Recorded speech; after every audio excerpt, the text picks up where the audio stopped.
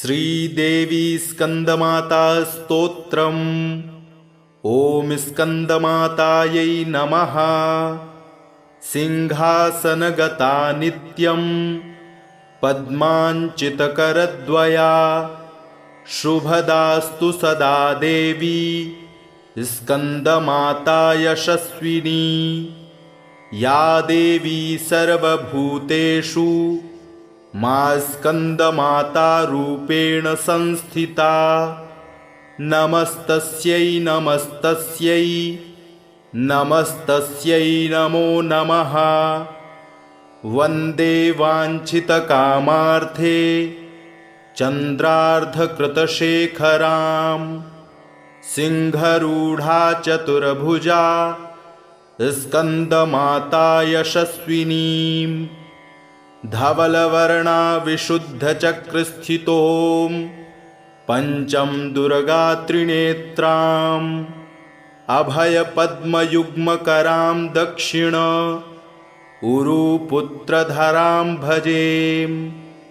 पटाम्बरपरिधानां मृदुहास्या नानालङ्कारभूषिताम्। मञ्जीरहारकेयूरकिङ्किणी रत्नकुण्डलधारिणीं। प्रफुल्लवन्दना पल्लवाधरां कान्तकपोलां पीन्पयोधरां। कमनीयां लावण्यां चारुत्रिवलीनितम्बनीं।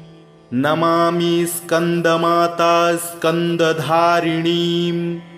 समग्रतत्त्वसागरं पारपारगहरां। शिवाप्रभासमुज्ज्वलां स्फुच्छसागशेखरां। ललाटरत्नभास्करां जगत्प्रदीप्तिभास्करां। महेन्द्रकश्यपार्चितां सनत्कुमारसंस्तुतां। सुरासुरेन्द्रवन्दिता यथार्थनिर्मलाद्भुताम्। अतर्क्यरोचिरुविजां विकारदोषवर्जितां। मुमुक्षुभिर्विचिन्तितां विशेषतत्त्वमुच्चितां। नानालङ्कारभूषितां मृगेन्द्रवाहनाग्रजां। सुशुद्धतत्त्वतोषणां त्रिवेदमारभूषणां। सुधार्मिकौपकारिणी सुरेन्द्रवैरिघातिनीं। शुभां पुष्पमालिनीं सुवर्णकल्पशाखिनीं। तमोन्धकारयामिनीं शिवस्वभावकामिनीं। सहस्रसूर्यराजिकां धनज्जयोग्रकारिकां। सुशुद्धकालकन्दला सुभृण्डवृन्दमज्जुलां। प्रजायिनीं प्रजावती नमामि मातरं सतीं। स्वकर्मकारणे गतिं हरिप्रिया च पार्वतीम्। अनन्तशक्तिकान्तिदां यशो अर्थभुक्तिमुक्तिदां। पुनः पुनर्जगद्धितां नमाम्यहं सुरार्चितां। जयेश्वरी त्रिलोचने प्रसीद देवी पाहि माम्। ॐ ऐं बीजलिकां देवी पदयुग्मधरा परा। हृदयं पातु सा देवी कार्तिकेययुता। श्रीं ह्रीं हूं ऐं देवी परवस्या पातु सर्वदा। सर्वाङ्गं मे सदा पातु स्कंदमाता पुत्रप्रदा। वाडवाडामृते हुं फट् बीजसमन्विता। उत्तरस्या तथाग्ने च वारुडे नैऋते अवतु। इन्द्राणी भैरवी चैव सितांगी च संहारिणी। सर्वदा पातु मां देवी चान्यान्यासु हि दिक्षु वै सिंहासनगता नित्यं पद्माञ्चितकरद्वया शुभदास्तु सदा देवी स्कन्दमाता यशस्विनी या देवी सर्वभूतेषु मा स्कन्दमाता रूपेण संस्थिता नमस्तस्यै नमस्तस्यै नमस्तस्यै नमो नमः। वन्दे वाञ्छितकामार्थे चन्द्रार्धकृतशेखरां सिंहरूढा चतुर्भुजा स्कन्दमाता यशस्विनीं धवलवर्णा विशुद्धचक्रस्थितों पंचम दुर्गात्रिनेत्राम् अभयपद्मयुग्मकरां दक्षिण उरुपुत्रधरां भजे। पटाम्बरपरिधानां मृदुहास्या नानालङ्कारभूषितां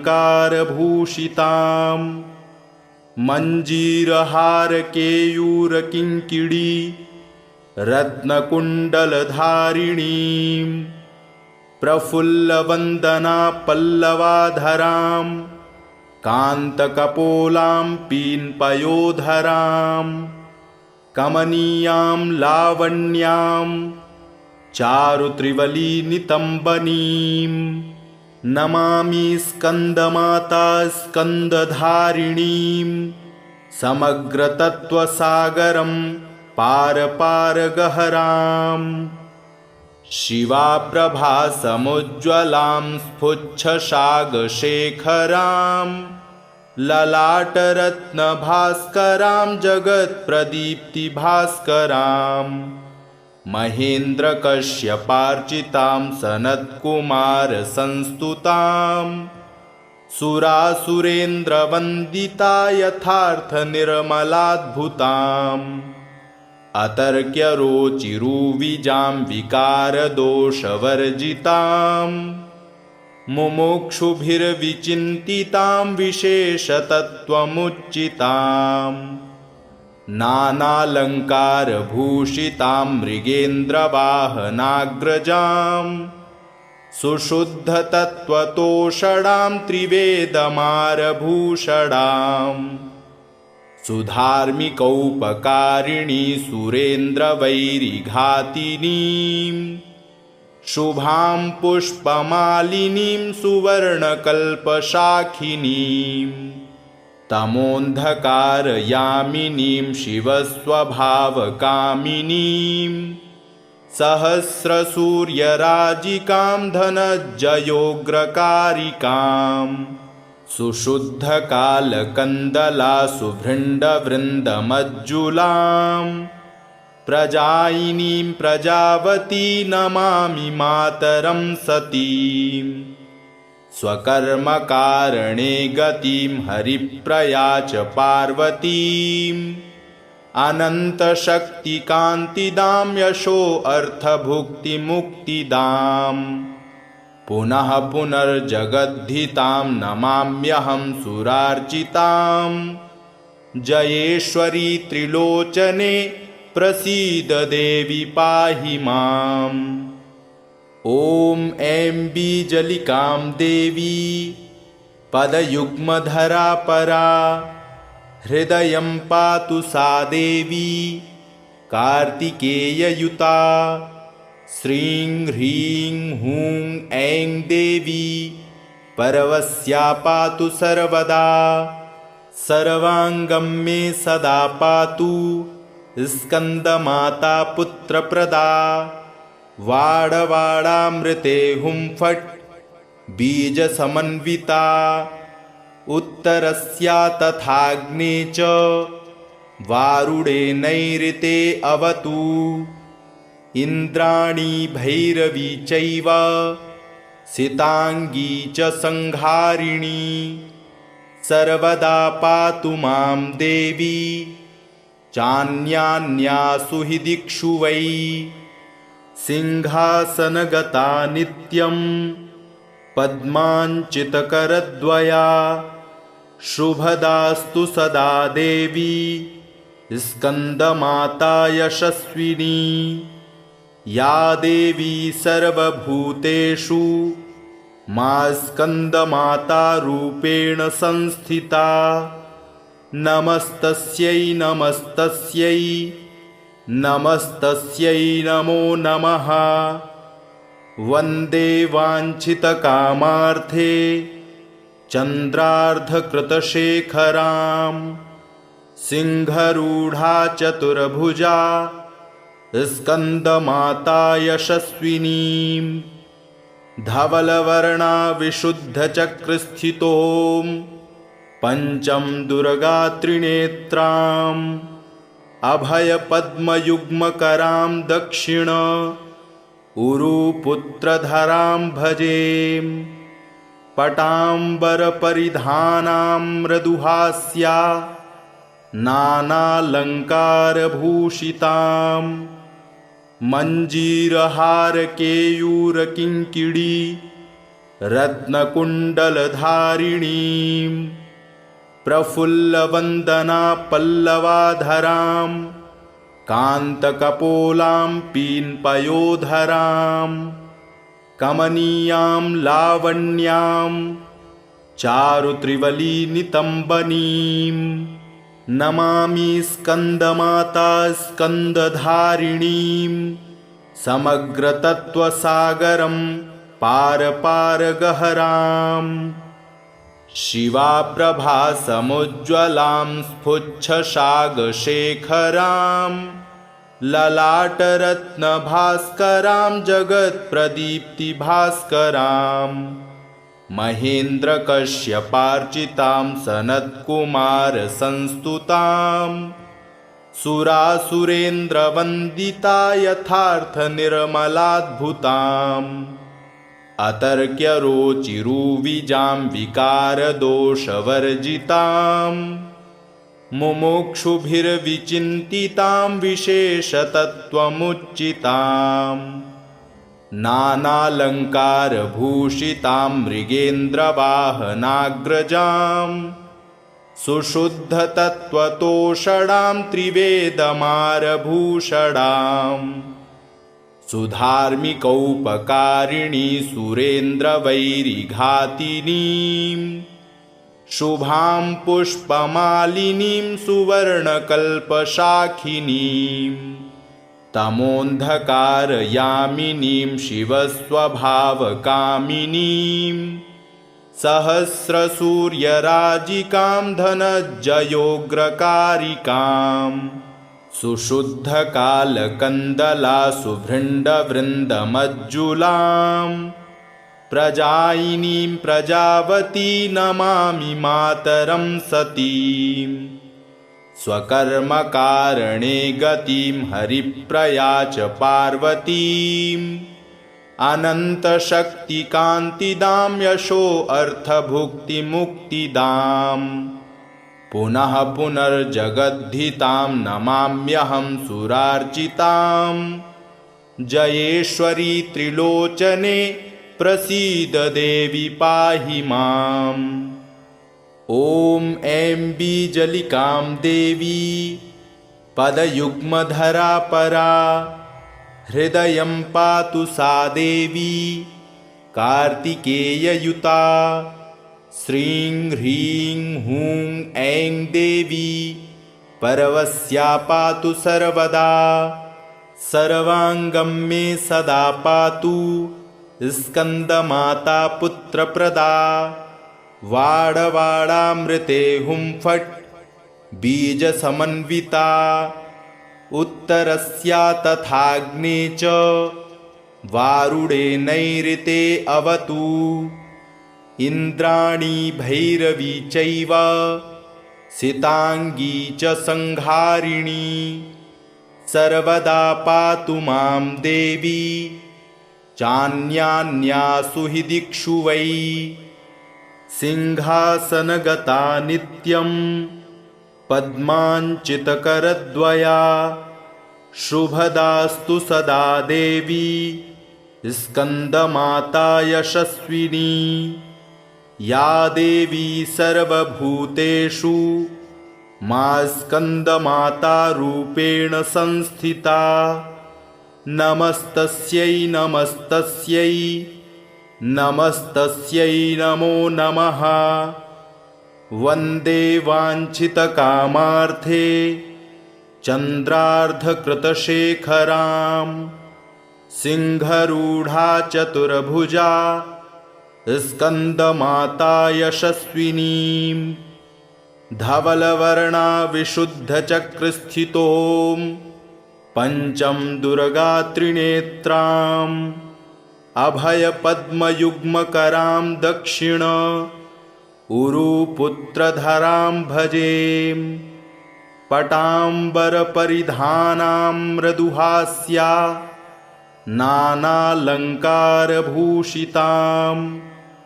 मञ्जीरहारकेयूरकिङ्किणी रत्नकुण्डलधारिणीं प्रफुल्लवन्दना पल्लवाधरां कान्तकपोलां पीन्पयोधरां कमनीयां लावण्यां चारुत्रिवलीनितम्बनीं नमामि स्कन्दमाता स्कन्दधारिणीं समग्रतत्त्वसागरं पारपारगहरां शिवाप्रभासमुज्ज्वलां स्फुच्छसागशेखरां ललाटरत्नभास्करां जगत्प्रदीप्तिभास्करां महेन्द्रकश्यपार्चितां सनत्कुमारसंस्तुतां सुरासुरेन्द्रवन्दिता यथार्थनिर्मलाद्भुताम् अतर्क्यरोचिरुविजां विकारदोषवर्जितां मुमुक्षुभिर्विचिन्तितां विशेषतत्त्वमुच्चितां नानालङ्कारभूषितां मृगेन्द्रवाहनाग्रजां सुशुद्धतत्त्वतोषणां त्रिवेदमारभूषणां सुधार्मिकौपकारिणी सुरेन्द्रवैरिघातिनीं शुभां पुष्पमालिनीं सुवर्णकल्पशाखिनीं तमोन्धकारयामिनीं शिवस्वभावकामिनीं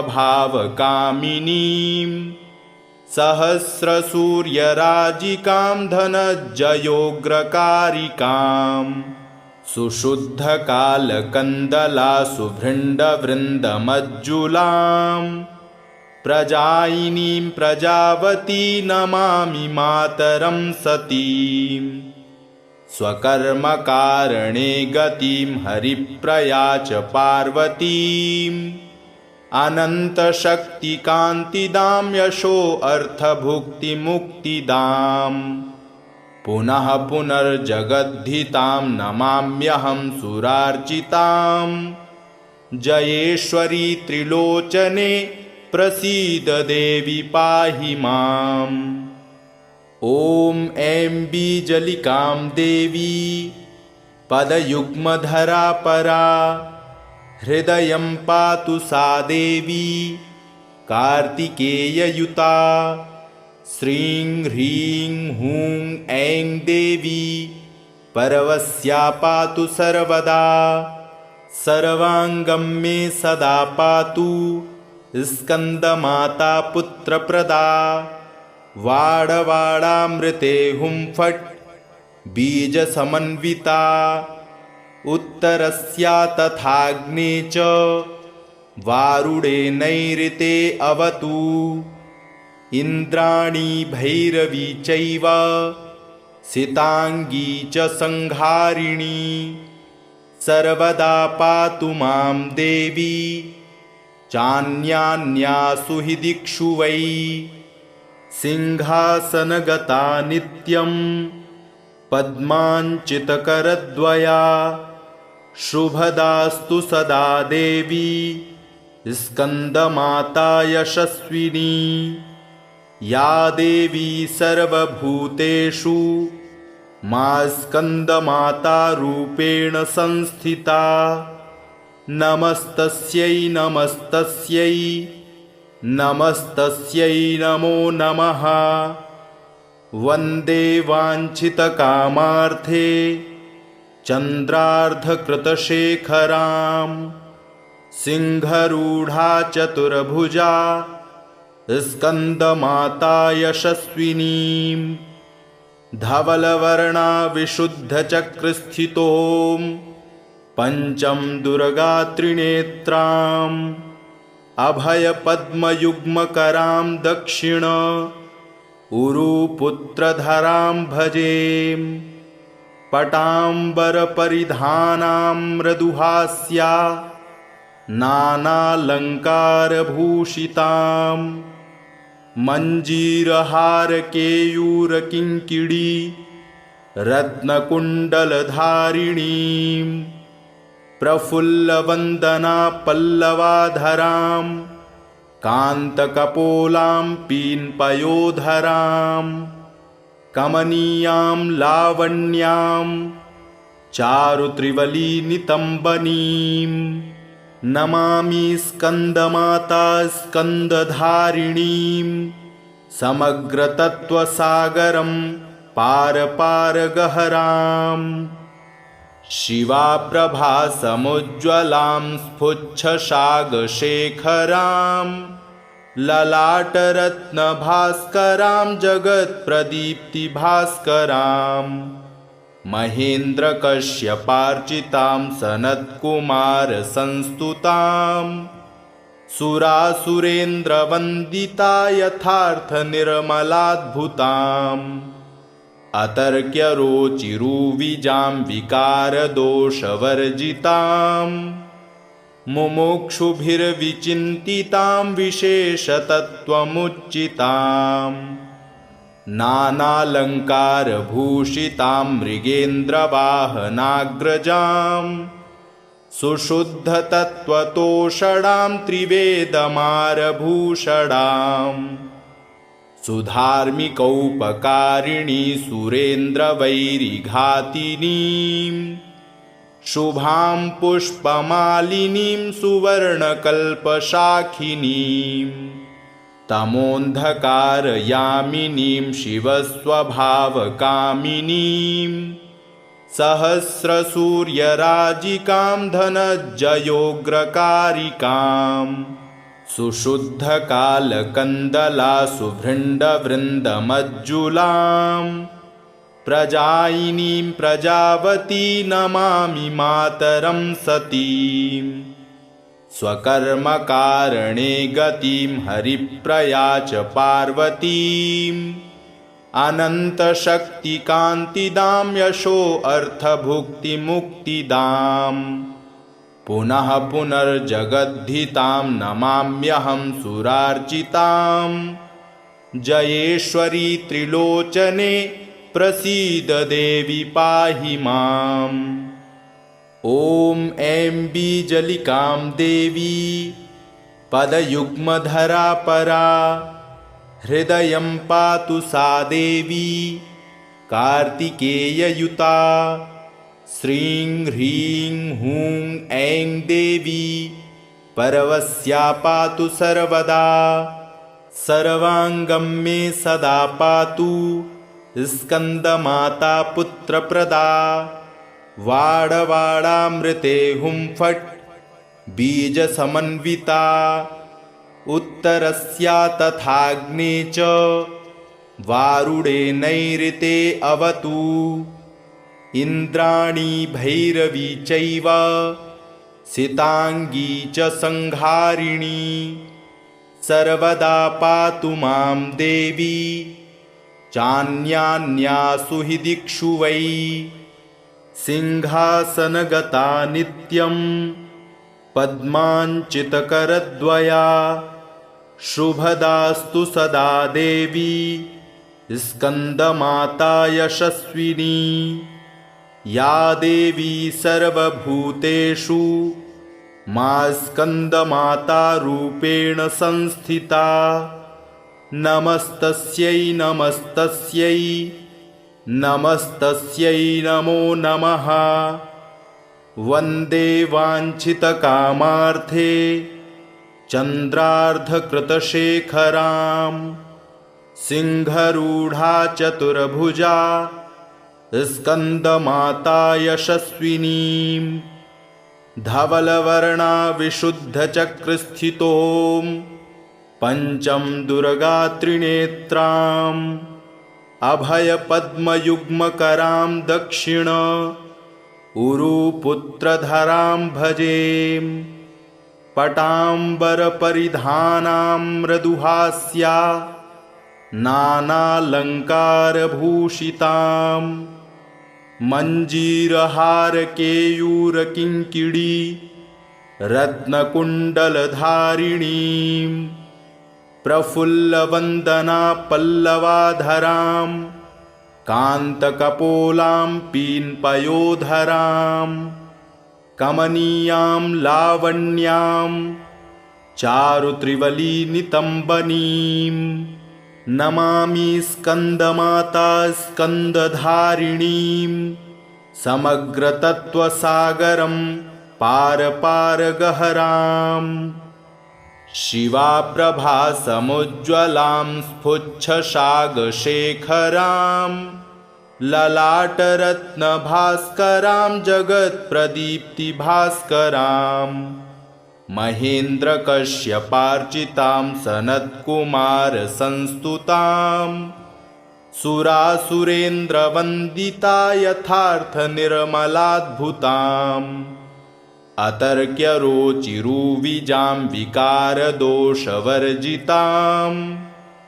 मुमुक्षुभिर्विचिन्तितां विशेषतत्त्वमुच्चितां नानालङ्कारभूषितां मृगेन्द्रवाहनाग्रजां सुशुद्धतत्त्वतोषणां त्रिवेदमारभूषणां सुधार्मिकौपकारिणी सुरेन्द्रवैरिघातिनीं शुभां पुष्पमालिनीं सुवर्णकल्पशाखिनीं तमोऽन्धकारयामिनीं शिवस्वभावकामिनीं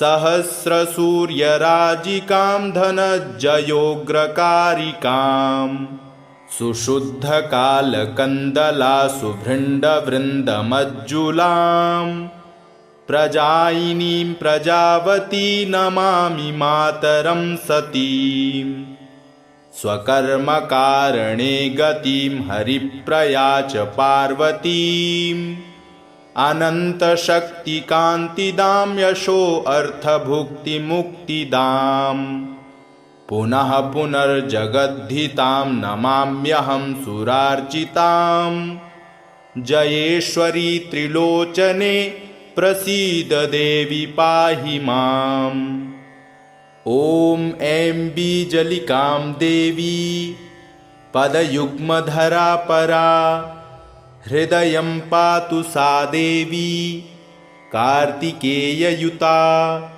श्रीं ह्रीं हूं ऐं देवी परवस्या पातु सर्वदा सर्वाङ्गं मे सदा पातु स्कन्दमाता पुत्रप्रदा वाडवाडामृते हुं फट् बीजसमन्विता उत्तरस्या तथाग्ने च वारुडे नैऋते अवतु इन्द्राणी भैरवी चैव सिताङ्गी च संहारिणी सर्वदा पातु मां देवी चान्यान्यासु हि दिक्षु वै सिंहासनगता नित्यं पद्माञ्चितकरद्वया शुभदास्तु सदा देवी स्कन्दमाता यशस्विनी या देवी सर्वभूतेषु मा स्कन्दमाता रूपेण संस्थिता नमस्तस्यै नमस्तस्यै नमस्तस्यै नमो नमः वन्दे वाञ्छितकामार्थे चन्द्रार्धकृतशेखरां सिंहरूढ़ा चतुर्भुजा स्कंदमाता यशस्विनीं धवलवर्णा विशुद्धचक्रस्थितों पंचम दुर्गा त्रिनेत्रां अभयपद्मयुग्मकरां दक्षिण उरुपुत्रधरां भजे पटाम्बरपरिधानां मृदुहास्या नानालङ्कारभूषितां मञ्जीरहारकेयूरकिङ्किणी रत्नकुण्डलधारिणीं प्रफुल्लवन्दना पल्लवाधरां कान्तकपोलां पीन्पयोधरां कमनीयां लावण्यां चारुत्रिवलीनितम्बनीं नमामि स्कन्दमाता स्कन्दधारिणीं समग्रतत्त्वसागरं पारपारगहरां शिवाप्रभासमुज्ज्वलां स्फुच्छसागशेखरां ललाटरत्नभास्करां जगत्प्रदीप्तिभास्करां महेन्द्रकश्यपार्चितां सनत्कुमारसंस्तुतां सुरासुरेन्द्रवन्दिता यथार्थनिर्मलाद्भुताम् अतर्क्यरोचिरुविजां विकारदोषवर्जितां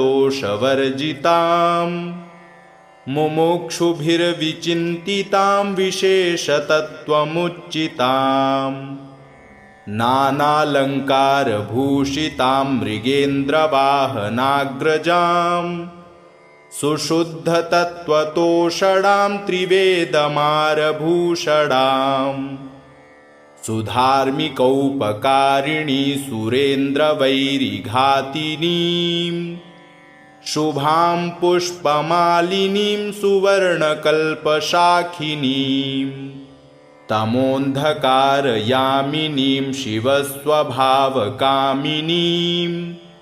सहस्रसूर्यराजिकां धनज्जयोग्रकारिकां सुशुद्धकालकन्दला सुभृण्डवृन्दमज्जुलां प्रजायिनीं प्रजावती नमामि मातरं सतीं स्वकर्मकारणे गतिं हरिप्रिया च पार्वतीम् अनन्तशक्तिकान्तिदां यशोऽर्थभुक्तिमुक्तिदां पुनः पुनर्जगद्धितां नमाम्यहं सुरार्चितां जयेश्वरी त्रिलोचने प्रसीद देवी पाहि माम् ॐ ऐं बीजलिकां देवी पदयुग्मधरा परा हृदयं पातु सा देवी कार्तिकेययुता श्रीं ह्रीं हूं ऐं देवी परवस्या पातु सर्वदा सर्वाङ्गं मे सदा पातु स्कन्दमाता पुत्रप्रदा वाडवाडामृते हुं फट् बीजसमन्विता उत्तरस्या तथाग्ने च वारुणे नैऋते अवतु इन्द्राणी भैरवी चैव सिताङ्गी च संहारिणी सर्वदा पातु मां देवी चान्यान्यासु हि दिक्षु वै सिंहासनगता नित्यं पद्माञ्चितकरद्वया शुभदास्तु सदा देवी स्कन्दमाता यशस्विनी या देवी सर्वभूतेषु मा स्कन्दमाता रूपेण संस्थिता नमस्तस्यै नमस्तस्यै नमस्तस्यै नमो नमः वन्दे वाञ्छितकामार्थे चन्द्रार्धकृतशेखरां सिंहरूढ़ा चतुर्भुजा स्कन्दमाता यशस्विनीं धवलवर्णा विशुद्धचक्रस्थितों पंचम दुर्गा त्रिनेत्राम् अभयपद्मयुग्मकरां दक्षिण उरुपुत्रधरां भजे। पटाम्बरपरिधानां मृदुहास्या नानालङ्कारभूषितां मञ्जीरहारकेयूरकिङ्किणी रत्नकुण्डलधारिणीं प्रफुल्लवन्दना पल्लवाधरां कान्तकपोलां पीन्पयोधरां कमनीयां लावण्यां चारुत्रिवलीनितम्बनीं नमामि स्कन्दमाता स्कन्दधारिणीं समग्रतत्त्वसागरं पारपारगहराम् शिवाप्रभासमुज्ज्वलां स्फुच्छशागशेखरां ललाटरत्नभास्करां जगत्प्रदीप्तिभास्करां महेन्द्रकश्यपार्चितां सनत्कुमारसंस्तुतां सुरासुरेन्द्रवन्दिता यथार्थनिर्मलाद्भुताम् अतर्क्यरोचिरुविजां विकारदोषवर्जितां मुमुक्षुभिर्विचिन्तितां विशेषतत्त्वमुच्चितां नानालङ्कारभूषितां मृगेन्द्रवाहनाग्रजां सुशुद्धतत्त्वतोषणां त्रिवेदमारभूषणाम् सुधार्मिकौपकारिणी सुरेन्द्रवैरिघातिनीं शुभां पुष्पमालिनीं सुवर्णकल्पशाखिनीं तमोन्धकारयामिनीं शिवस्वभावकामिनीं सहस्रसूर्यराजिकां धनज्जयोग्रकारिकाम् सुशुद्धकालकन्दला सुभृण्डवृन्दमज्जुलां प्रजायिनीं प्रजावती नमामि मातरं सतीं स्वकर्मकारणे गतिं हरिप्रया च पार्वतीम् अनन्तशक्तिकान्तिदां यशो अर्थभुक्तिमुक्तिदाम् पुनः पुनर्जगद्धितां नमाम्यहं सुरार्चितां जयेश्वरी त्रिलोचने प्रसीद देवी पाहि माम्।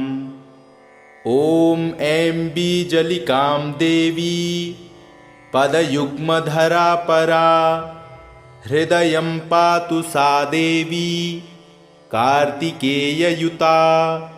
श्रीं ह्रीं हूं ऐं देवी परवस्या पातु सर्वदा सर्वाङ्गं मे सदा पातु स्कन्दमाता पुत्रप्रदा।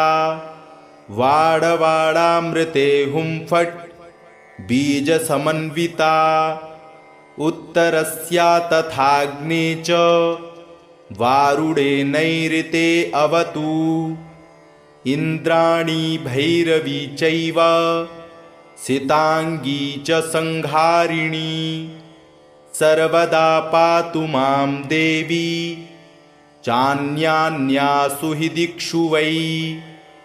सिंहासनगता नित्यं पद्माञ्चितकरद्वया शुभदास्तु सदा देवी स्कन्दमाता यशस्विनी।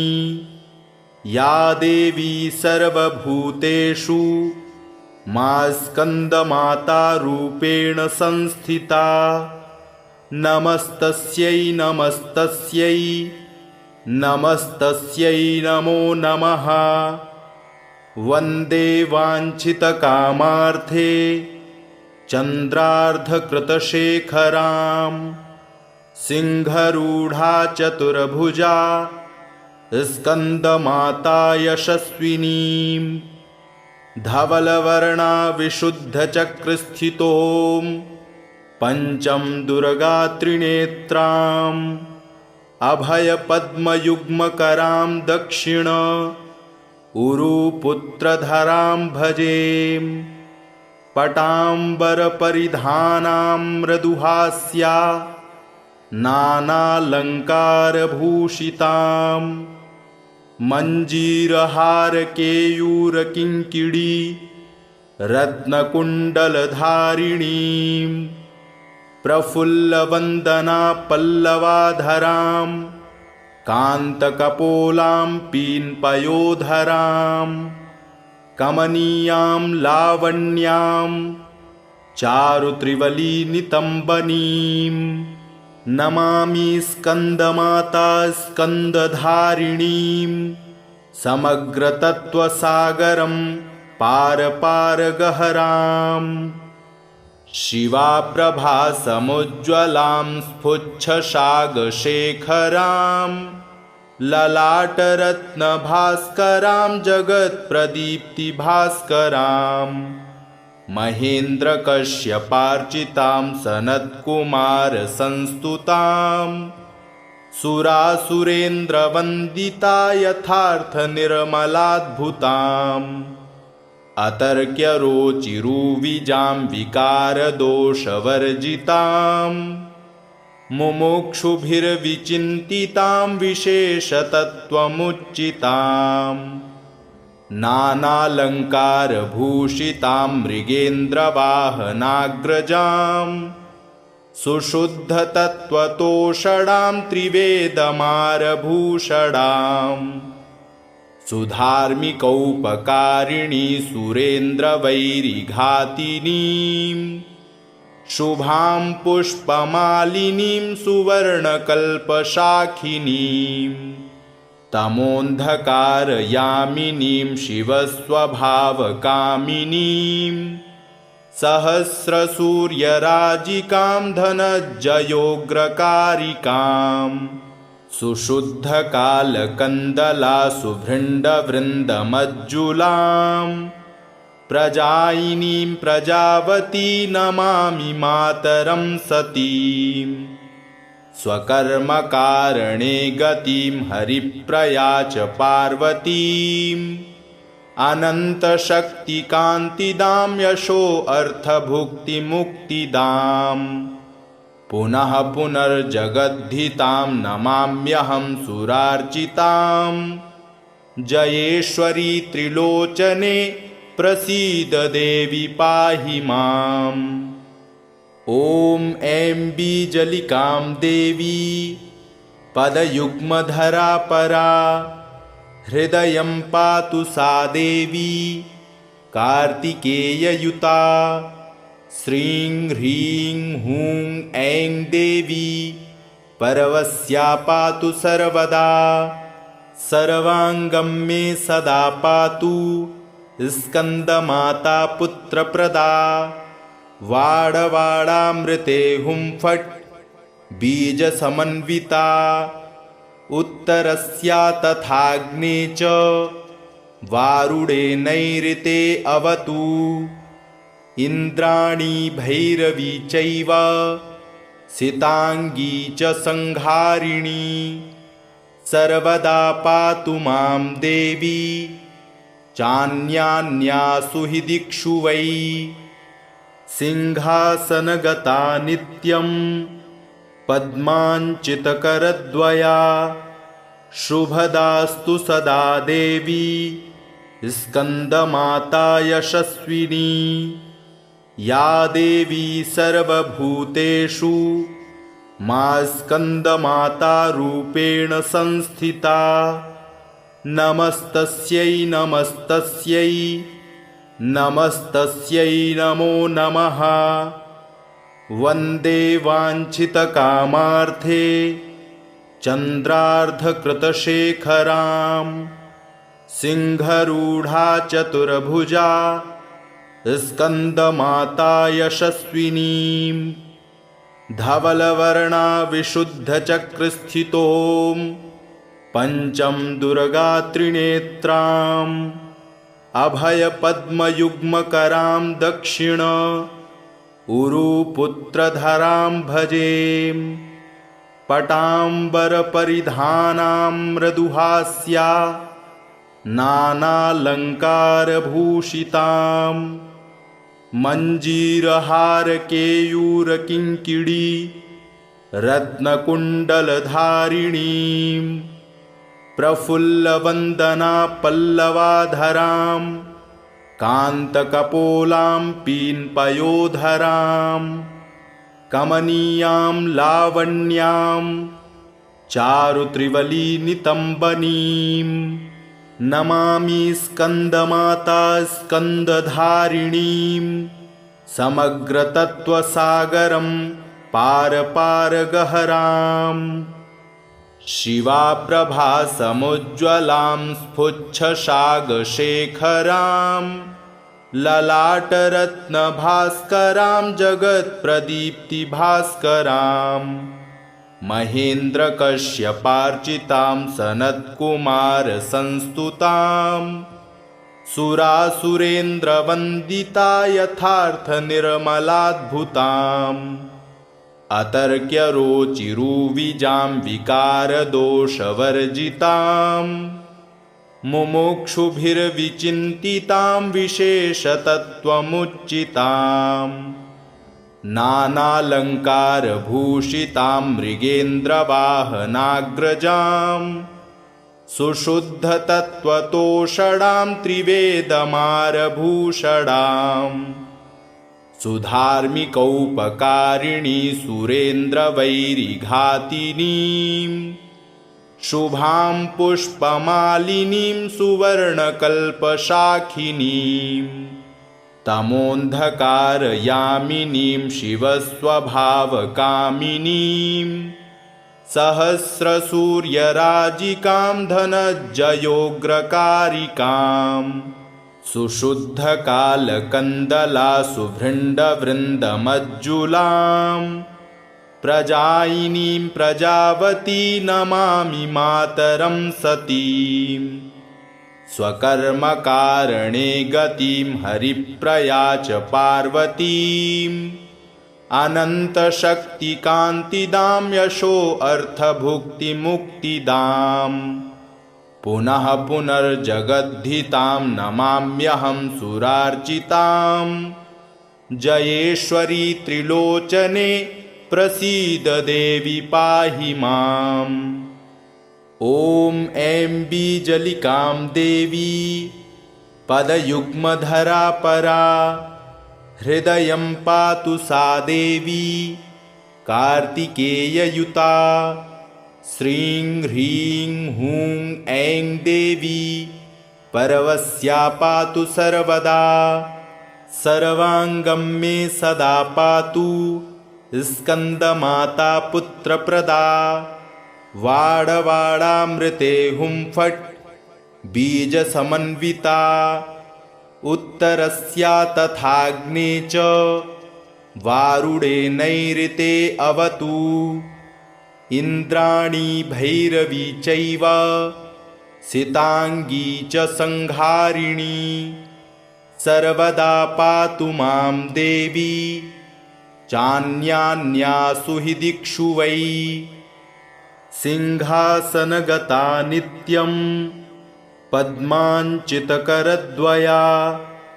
शुभदास्तु सदा देवी स्कन्दमाता यशस्विनी या देवी सर्वभूतेषु मा स्कन्दमाता रूपेण संस्थिता नमस्तस्यै नमस्तस्यै नमस्तस्यै नमो नमः। वन्दे वाञ्छितकामार्थे चन्द्रार्धकृतशेखरां सिंहरूढा चतुर्भुजा स्कन्दमाता यशस्विनीं धवलवर्णा विशुद्धचक्रस्थितों पंचम दुर्गात्रिनेत्राम् अभयपद्मयुग्मकरां दक्षिण उरुपुत्रधरां भजेम पटाम्बरपरिधानां मृदुहास्या नानालङ्कारभूषितां मञ्जीरहारकेयूरकिङ्किणी रत्नकुण्डलधारिणीं प्रफुल्लवन्दना पल्लवाधरां कान्तकपोलां पीन्पयोधरां कमनीयां लावण्यां चारुत्रिवलीनितम्बनीं नमामि स्कन्दमाता स्कन्दधारिणीं समग्रतत्त्वसागरं पारपारगहरां शिवाप्रभासमुज्ज्वलां स्फुच्छसागशेखरां ललाटरत्नभास्करां जगत्प्रदीप्तिभास्करां महेन्द्रकश्यपार्चितां सनत्कुमारसंस्तुतां सुरासुरेन्द्रवन्दिता यथार्थनिर्मलाद्भुताम् अतर्क्यरोचिरुविजां विकारदोषवर्जितां मुमुक्षुभिर्विचिन्तितां विशेषतत्त्वमुच्चितां नानालङ्कारभूषितां मृगेन्द्रवाहनाग्रजां सुशुद्धतत्त्वतोषणां त्रिवेदमारभूषणां सुधार्मिकौपकारिणी सुरेन्द्रवैरिघातिनीं शुभां पुष्पमालिनीं सुवर्णकल्पशाखिनीं तमोऽन्धकारयामिनीं शिवस्वभावकामिनीं सहस्रसूर्यराजिकां धनज्जयोग्रकारिकां सुशुद्धकालकन्दला सुभृण्डवृन्दमज्जुलां प्रजायिनीं प्रजावती नमामि मातरं सतीं स्वकर्मकारणे गतिं हरिप्रया च पार्वतीं अनन्तशक्तिकान्तिदां यशोऽर्थभुक्तिमुक्तिदां पुनः पुनर्जगद्धितां नमाम्यहं सुरार्चितां जयेश्वरी त्रिलोचने प्रसीद देवी पाहि माम्। ॐ ऐं बीजलिकां देवी पदयुग्मधरा परा हृदयं पातु सा देवी कार्तिकेययुता श्रीं ह्रीं हूं ऐं देवी परवस्या पातु सर्वदा सर्वाङ्गं मे सदा पातु स्कन्दमाता पुत्रप्रदा वाडवाडामृते हुं फट् बीजसमन्विता उत्तरस्या तथाग्ने च वारुडे नैऋते अवतु इन्द्राणी भैरवी चैव सिताङ्गी च संहारिणी सर्वदा पातु मां देवी चान्यान्यासु हि दिक्षु वै। इति श्री स्कन्दमाता स्तोत्रम् एवं कवचं सम्पूर्णम्।